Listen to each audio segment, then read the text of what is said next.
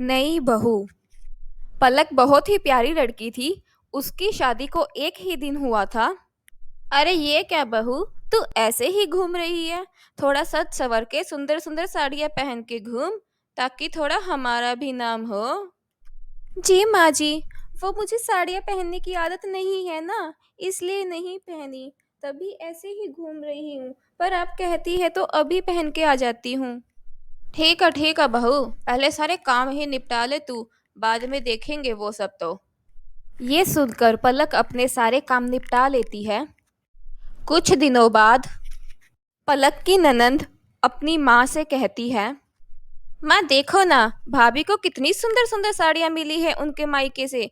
मेरे ससुराल वालों ने तो मुझे एक भी अच्छी साड़ी नहीं दी, और ना ही आपने दी मुझे एक भी अच्छी साड़ी। ये तो तू बिल्कुल सही कह रही है बेटी। जो भी बोलो, पलक के मायके वालों ने उसको बहुत अच्छी अच्छी साड़ियाँ देकर भेजी है। माँ मैं वही तो बोलना चाहती हूँ कि जब मैं ससुराल जाऊं तो मेरे ससुराल वाले भी आप ही की तरह तारीफ करें कि मेरे मायके वालों ने मुझे इतनी सुंदर सुंदर साड़ियाँ देकर भेजी है। अरे पर मैंने तेरे लिए कोई महंगी साड़ी नहीं ली है, तो मैं तुझे कैसे दूंगी? माँ भाभी को अलग अलग रिवाज बता के उनसे ले लेते हैं ना।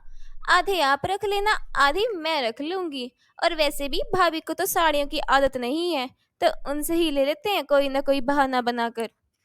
पलक की सास को अपनी बेटी की बात सही लगती है, जिसके बाद वो अपनी बेटी को लेकर पलक के कमरे में जाती है और पलक को एक झूठे रिवाज के बारे में बताती है, जिसमें भाभी अपनी ननंद को सुंदर सुंदर साड़ियां उपहार स्वरूप देती है। पलक दिल की बहुत अच्छी थी, इसलिए वो एक बार भी नहीं सोचती और अपनी साड़ियां अपनी ननंद को दे देती है। ननंद उन साड़ियों को पाकर बहुत खुश हो जाती है, पर पलक भी बहुत खुश होती है अपनी ननंद की खुशी देखकर। वो दोनों वो सारी साड़ियां लेकर अपने कमरे में आ जाती है, और अब ननंद अपनी माँ से कहती है, माँ देखो ना कितनी सुंदर सुंदर साड़ियां हैं। मैं तो बहुत खुश हूँ। और जब आपने मुझे इतनी सुंदर सुंदर साड़ियां दिलवाई है, तो मैं सोच रही हूँ मैं आपको भी भाभी से कुछ साड़ियां दिलवाई ही दूँ। अरे पर वो कैसे होगा? माँ वो सब आप मुझ पे छोड़ दो। ये सब तो मेरे बाएं हाथ का खेल है। बस मैं जो भी बोलूँ आप मेरी हाँ में हाँ मिलाना।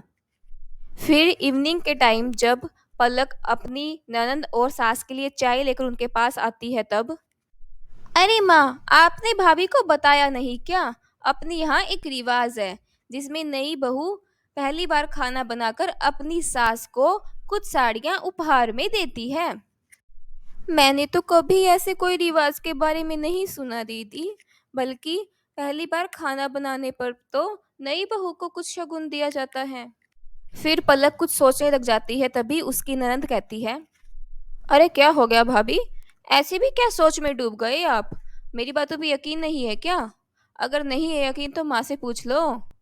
अरे नहीं नहीं दीदी, मैं तो बस ये सोच रही थी कि मैं माँ जी को कौन कौन सी साड़ियाँ दूँ उपहार में।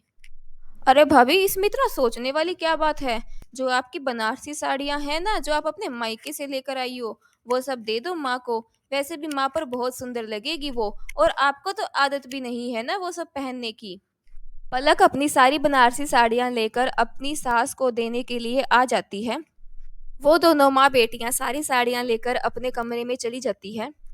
अरे वाह, मुझे तो पता ही नहीं था मैंने इतनी समझदार बेटी को जन्म दिया है। तुमने तो कमाल ही कर दिया। तो ये तो अच्छी बात है ना माँ। देखो कितनी सारी साड़ियाँ आ गई हमारे पास। अब हम दोनों मिलकर ये सब पहनेंगे। दोनों माँ बेटियां वो सारी साड़ियाँ आपस में बांट लेती है। कुछ दिनों बाद पलक की ननंद अपने ससुराल चली जाती है। पलक बिल्कुल सिंपल रहकर भी बहुत खुश रहती थी, और वो सुंदर तो वैसे ही बहुत थी। फिर एक दिन पलक की ननंद रोते हुए अपने मायके वापिस आती है। देखो ना माँ, हमारे साथ क्या हुआ। मेरी सास ने मुझसे सारी साड़ियाँ लेकर अपनी बेटी को दे दी। हमारे साथ वही हुआ जो हमने भाभी के साथ किया। जैसे आपने भाभी से सारी साड़ियाँ लेकर मुझे दे दी थी, वैसे ही मेरी सास ने मुझसे सारी साड़ियाँ लेकर अपनी बेटी को दे दी। ये तो गलत बात है दीदी। वो सब साड़ियाँ तो मैंने अपनी खुशी से आपको और माँ को दी थी, पर आपकी सास को ये सब आपसे ऐसे नहीं लेना चाहिए था।